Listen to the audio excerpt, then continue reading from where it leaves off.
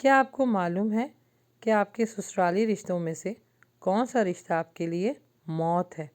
جی ہاں، اللہ کے نبی صلی اللہ علیہ وآلہ وسلم نے فرمایا حضرت عقبہ بن عامر سے کہ تم اجنبی عورتوں کے ہاں جانے سے بچو۔ انصار میں سے ایک شخص نے کہا اللہ کے نبی صلی اللہ علیہ وآلہ وسلم، دیور اور جیٹھ کے متعلق آپ کا کیا خیال ہے؟ تو آپ صلی اللہ علیہ وسلم نے فرمایا دیور اور جیٹھ موت ہے، کیونکہ یہ رشتے ہمارے لیے نامحرم ہیں، اور ایسے رشتوں سے بچنے کے لیے اللہ کے نبی صلی اللہ علیہ وسلم نے ان کو موت سے تشبیہ دی ہے، کیونکہ شادی کے بعد یہ رشتے بہت قریب ہو جاتے ہیں اور ان میں رہنے کی تمیز ختم ہو جاتی ہے، اسی لیے دیور اور جیٹھ کو عورت کے لیے موت کہا گیا ہے۔